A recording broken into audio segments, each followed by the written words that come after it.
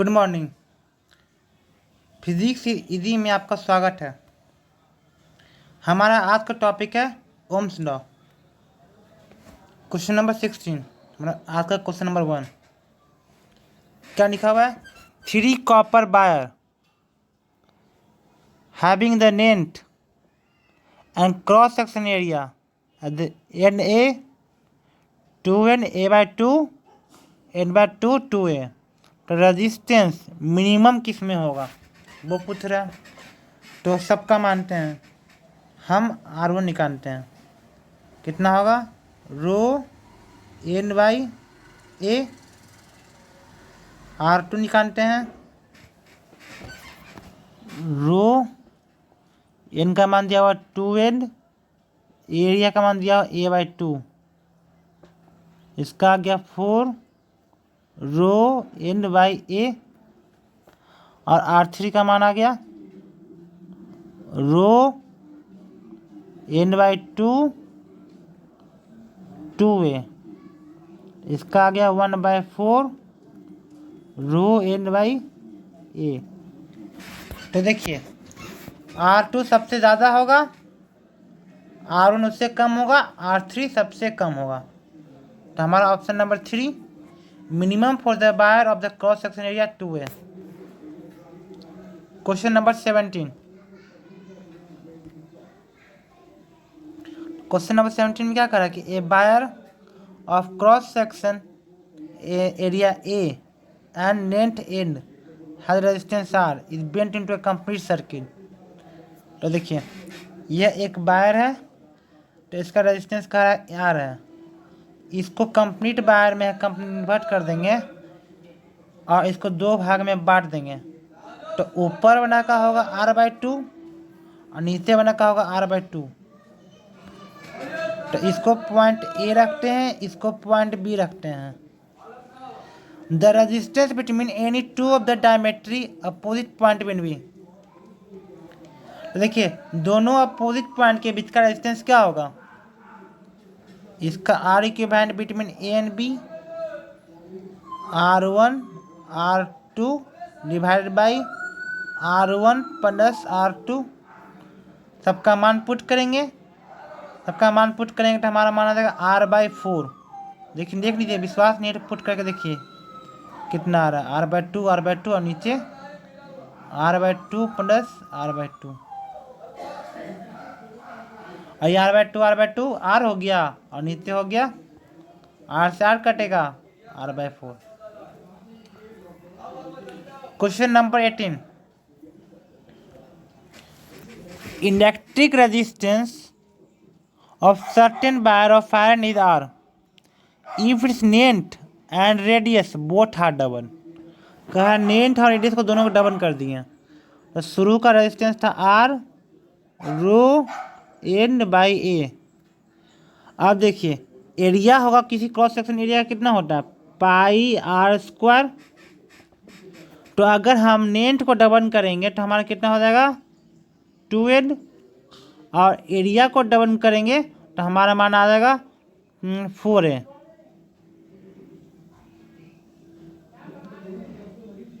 है ना, क्योंकि शुरू का एरिया कितना था? πr²। अब बाद का एरिया कितना हो जाएगा? पाई और रेडियस को दुगना कर रहे हैं तो 4πr²।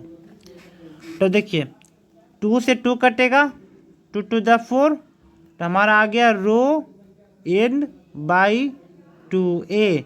मतलब कि शुरू का रेजिस्टेंस से आधा हो गया हमारा। तो resistance become half and specific resistance remain unchange. हमारा ऑप्शन नंबर 1, क्योंकि स्पेसिफिक रेजिस्टेंस कभी भी चेंज नहीं करता। वो चेंज करेगा तो वो मटेरियल को चेंज कर दें या टेम्परेचर को चेंज करें, तो दो ही कंडीशन में हो सकता है। Question number 19, when a piece of aluminum wire of finite length is drawn to reduce its diameter to half, its original value is resistance will become। देखिए शुरू का रेजिस्टेंस है रो n/a। अब क्या कर दिए हम? इसका डायमीटर को हम लोग आधा कर दिए। देखिए तो तो मास तो हमेशा कंजर्व होगा, मास कंजर्व होगा और मटेरियल को चेंज नहीं किए हैं। और डेंसिटी इक्वल टू होता है मास बाय वॉल्यूम। तो अगर मास कंजर्व होगा तो वॉल्यूम भी कंजर्व कर सकते हैं, और जब वॉल्यूम कंजर्व करेंगे तो शुरू का वॉल्यूम और बाद का वॉल्यूम बराबर लिखेंगे। तो शुरू का कितना, लेंथ इंटू एरिया, ओके, और इसका बाद का length into area, N dash और ए डैश। तो हम डायमीटर को क्या किए, आधा किए, मतलब रेडियस को भी आधा किए। तो हमारा एरिया क्या होगा, a/4, क्योंकि शुरू का एरिया कितना था, पाई आर स्क्वायर, अब बाद का एरिया कितना हो जाएगा, पाई r/2 का होल स्क्वायर, ओके। तो हमारा मान आ जाएगा पाई r²/4। तो हमारा बाद का एरिया 1/4 हो गया। तो हमारा लंबाई यहाँ से कितना हो जाएगा, 4n, है ना। तो देखिए, तो बाद का रेजिस्टेंस क्या होने वाला है, आर डैश का मान, रो लंबाई कितना हो गया 4n, और एरिया कितना हो गया a/4। तो हमारा रेजिस्टेंस कितना हो गया 16R। तो हमारा शुरू का रेजिस्टेंस से बाद का रेजिस्टेंस आ गया 16 टाइम ज़्यादा। Question number 20, as temperature of the metallic resistance is increase the product of resistivity and conductivity. तो देखिए रेजिस्टिविटी क्या होगा, अगर टेम्परेचर बढ़ेगा तो रेजिस्टिविटी बढ़ेगा कंडक्टर का, और कंडक्टिविटी घटेगा। तो जिस प्रोपोर्शन में रेजिस्टिविटी घटेगा जिस प्रोपोर्शन में रेजिस्टिविटी बढ़ेगा उस प्रोपोर्शन में कंडक्टिविटी घटेगा। तो दोनों का मान क्या होगा, कांस्टेंट हो जाएगा। दोनों का प्रोडक्ट करेंगे रेजिस्टिविटी और कंडक्टिविटी का, क्योंकि एक तो जिस अमाउंट में बढ़ रहा है दूसरा उसी अमाउंट में घट रहा है। Question number 21, if A wire is stretch, wire को स्ट्रेच कर दिए, so that its length become 20% more than the initial length, शुरू का लंबाई से 20% ज़्यादा हो गया। तो percentage of increase in the resistance of the wire क्या होगा, ओके। तो देखिए मानते हैं शुरू का लंबाई n है, अब बाद का लंबाई कितना हो गया 20 टाइम बढ़ गया। तो 20 टाइम बढ़ गया तो बाद का लंबाई हो जाएगा 1.2n। और देखिए मास तो कंजर्व होगा, तो जब मास कंजर्व होगा तो वॉल्यूम भी कंजर्व होगा, क्योंकि सेम मटेरियल का है। तो हम वॉल्यूम को कंजर्व करेंगे यहाँ पे, है ना। तो देखिए शुरू का नंबर एन है, एरिया ए है, तो ये हमारा शुरू का वॉल्यूम हो गया। बाद का एन डैश मानते हैं और एरिया, ठीक है, एन डैश इंटू इसका एरिया को मानते हैं ए डैश। तो देखिए बाद का नंबर हो गया 1.2n, तो इसका मान पुट करिए, तो हमारा एरिया डैश ए डैश आ गया। तो हमारा एरिया डैश का मान कितना होगा a/1.2, ओके। तो देखिए शुरू का रेजिस्टेंस था हमारा रो एंड बाई ए, अब बाद का रेजिस्टेंस हमारा कितना हो गया रो 1.2n, और एरिया हो गया a/1.2, इसका मान कितना आ गया 1.44 रो एन बाई ए, ओके। अब दोनों को हम डिव करेंगे, परसेंटेज में करेंगे, तो परसेंटेज में क्या करेंगे, तो डेल्टा r/r हमको करना है। तो क्या करेंगे, बाद का रेजिस्टेंस माइनस शुरू का रेजिस्टेंस बाय शुरू का रेजिस्टेंस 1। तो बाद का रेजिस्टेंस कितना था 1.44r minus r divided by r into 100। तो हमारा कितना आ गया 44%। देखिए तो 1.44 में से 1 घटेगा तो 0.44, और 100 से गुना करेंगे तो 44, तो हमारा आ गया 44%। Question number 22, length of the given cylinder wire increase by 100%।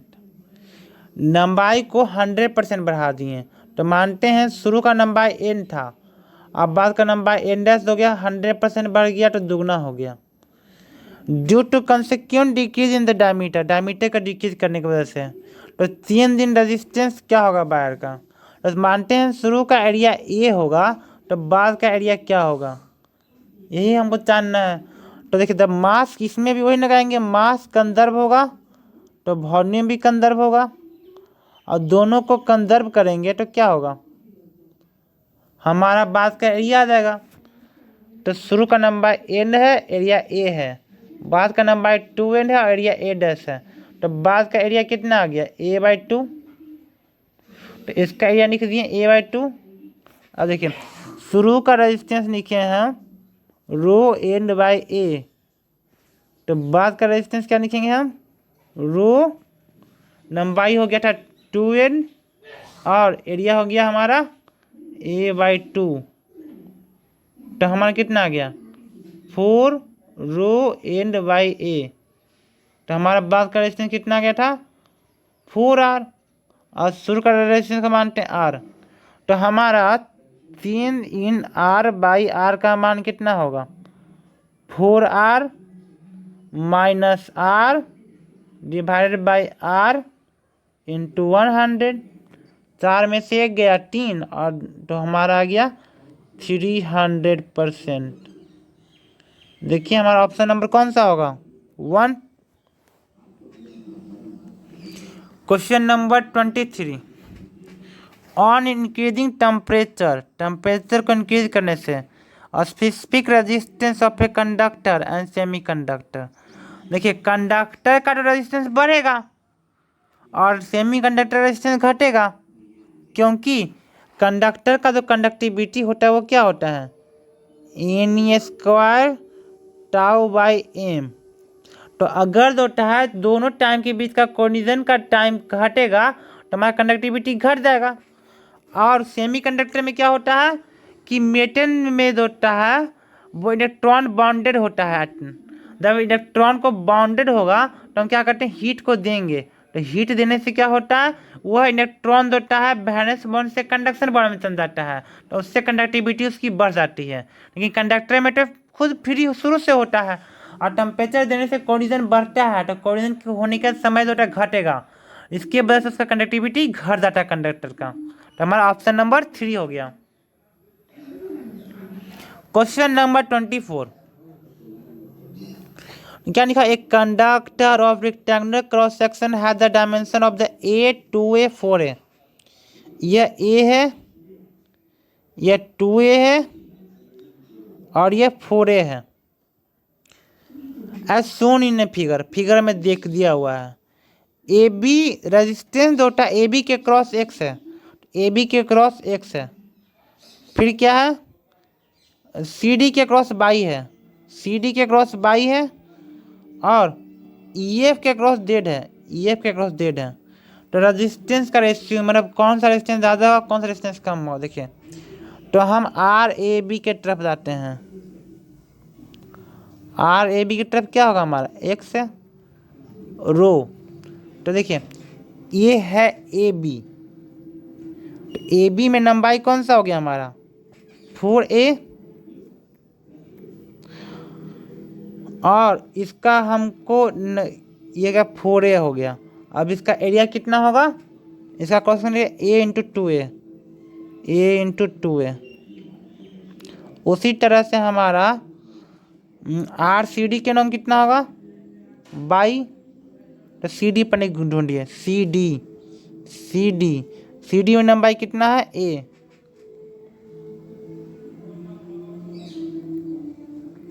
और हमारा एरिया कितना होगा 4a इंटू 2a।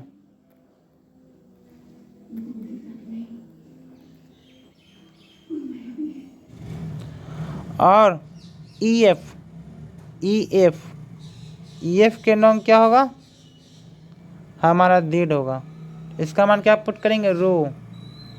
आज का लंबाई कितना है इसका लंबाई कितना होगा, ए होगा,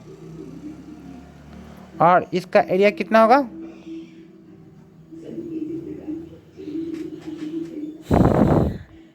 फोर ए इंटू टू ए।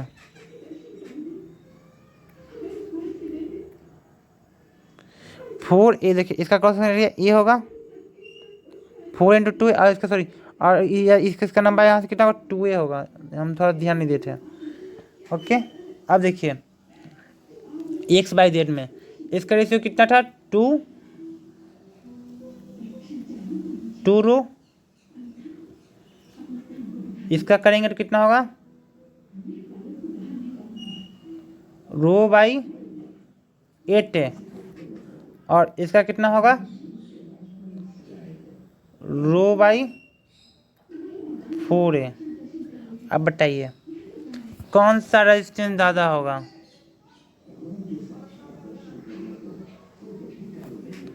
ये 2 है, इसमें ऊपर में 2 आया, नीचे में 4 आया, 8 आया, तो ऊपर में 2 में सबसे ज़्यादा होगा, तो सबसे ज़्यादा किसका होगा, एक्स का होगा।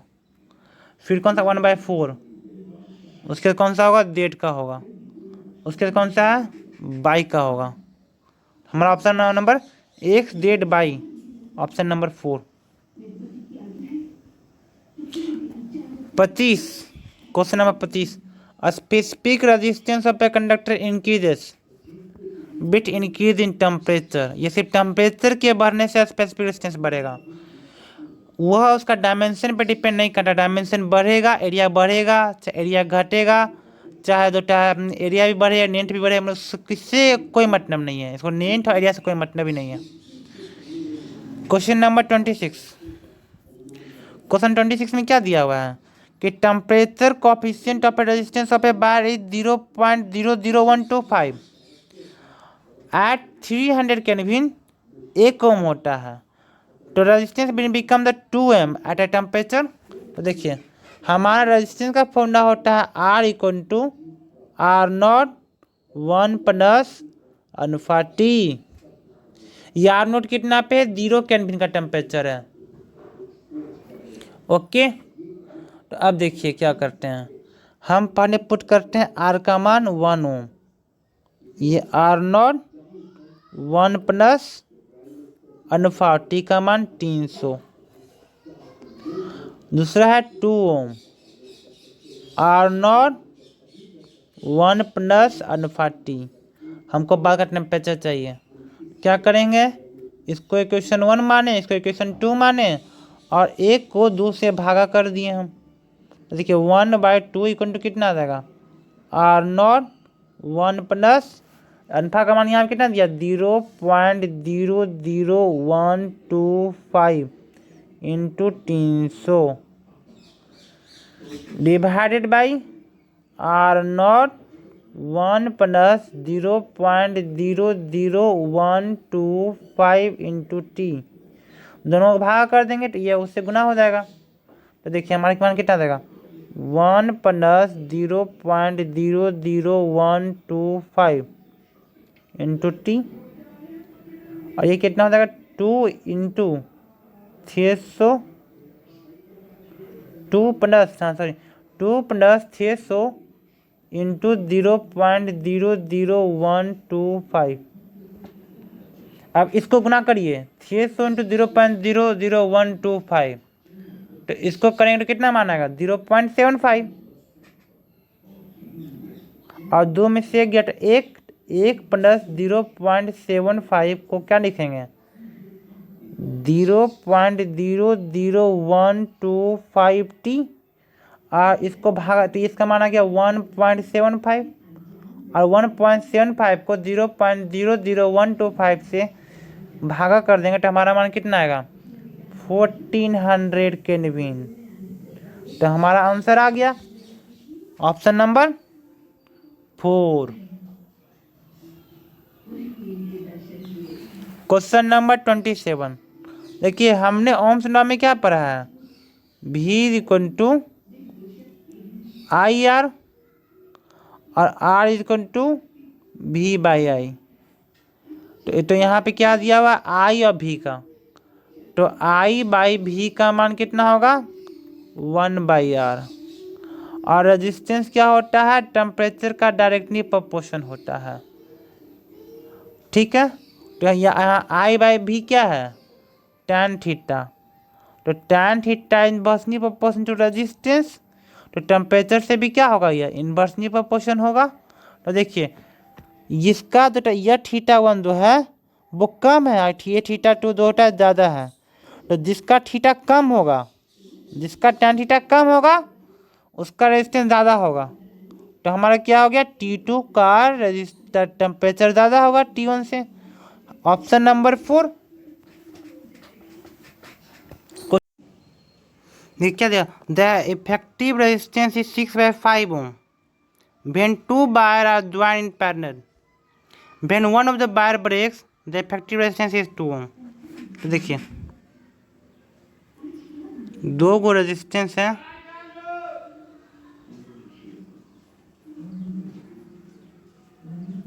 तो दोनों के बीच में अगर एक का रेजिस्टेंस R1 है, एक का रेजिस्टेंस R2 है, तो दोनों का इफेक्टिव रेजिस्टेंस कितना होगा पैरेलल में, R1 R2 divide by R1 plus R2। इसका मान दिया हुआ 6/5। अब एक टूट जाएगा तो उसका होगा 2 ओम। तो मानते हैं ये टूट गया, तो इसका मान आ गया 2 ओम। इसका मान एक तो पुट कीजिए 2R plus 2 plus R plus 6/5। तो 5 to the 10R and 6 to the 12 plus 6R। 10 में से 6 गया, 4R equal to 12, R equal to 3 ohm. Option number 4। Question number 29। At what temperature will the resistance of the copper wire will become 3 times the value at 0 degree Celsius? और temperature coefficient of resistance is 4 × 10⁻³ per degree Celsius। तो हमें क्या पता, R equal to R0 1 plus alpha T. तो देखिए दो 0 degree Celsius का 0 degree Celsius का जो टेम्परेचर पर रेजिस्टेंस होगा उसका मान R दिया हुआ है। अब रेजिस्टेंस हो गया 3 गुना, 3R0 1 plus alpha T. Alpha का मान दिया, वैल्यू पुट कीजिए, तो इसका मान कितना देगा, 2 इज इक्वल टू अल्फा का मान दिया हुआ है 4 × 10⁻³ और टी 2 से 2 कट गया, टी का मान कितना आ गया 1000/2 500 डिग्री सेल्सियस। और देखिए यह जो टी है ना, चेंज इन टेम्परेचर ये होता है। तो चेंज होने की वजह से हम इसको डिग्री सेल्सियस में रहे चाहे केल्विन में रहे, दोनों का चेंज जो होगा, डिग्री सेल्सियस का चेंज और केल्विन का चेंज होता है वो सेम होता है। अब देखिए question number 30। Copper and silicon. तो कॉपर क्या होता है, मेटल होता है, और ये क्या होता है, सेमीकंडक्टर होता है सिलिकॉन। उस वजह से दोनों में temperature cooled from 3 degree kelvin to 60 kelvin. तो दोनों ठंडा हुआ, अगर हीट ना, यही देखना है ठंडा हो कि गर्म हुआ। ठंडा होने से कॉपर का कंडक्टिविटी क्या होगा, यहाँ कंडक्टिविटी नहीं है रेसिस्टिविटी है, तो कंडक्टिविटी कॉपर क्या होगा, बढ़ेगा।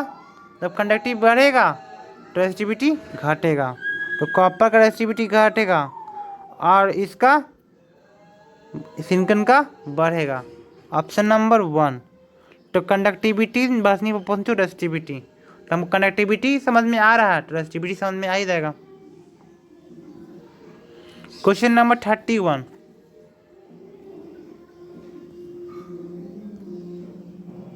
Two resistance R1 and R2 are made up of different material. The temperature coefficient of the material is of R1 is alpha and that of material R2 is minus beta. The resistance of the series combination is R1 and R2 does not change with temperature. The ratio of the resistance of the two wire eight 0 degree Celsius will be. तो इसमें क्या कह रहा है कि शुरू का resistance है R1, एक का रेजिस्टेंस है R2, दोनों को सीरीज में कंबाइन करेंगे तो R1 R2 होगा। 10 को टेम्परेचर बढ़ा देंगे, टेम्परेचर बढ़ाते हैं, ये हुआ 0 डिग्री सेल्सियस की कहानी। तो अब बात करते हैं कितना R1 डैश का मान, R1 1 प्लस अल्फा टी, और R2 डैश का मान कितना होगा बाद का, R2 1 plus minus beta T. अब क्या करें, इसको जब सीरीज में ज्वाइन करेंगे टेम्परेचर बढ़ाने की वजह से भी, तब भी रेजिस्टेंस चेंज नहीं होगा। तो सीरीज में करेंगे तो इसका मान इतना होगा, तो इसका मान पूरा ऐड करेंगे तो कितना होगा हमारा मान, देखिए R1 1 plus alpha T plus R2 1 minus beta T. अब दोनों को हम बराबर कर दिए, हम क्या कर दिए, R1 dash plus R2 dash का मान बराबर कर दिए। एक क्वेश्चन कह रहा है कि टेम्परेचर को चेंज करने से जब दोनों को सीरीज में ज्वाइन करेंगे तो जितना रेजिस्टेंस शुरू का होगा बिना टेम्परेचर बढ़ाए हुए, उतना ही रेजिस्टेंस होगा बाद में टेम्परेचर बढ़ाने के बाद। तो दोनों को कंप्यूट करिए, हमारा आंसर आ जाएगा, देखिए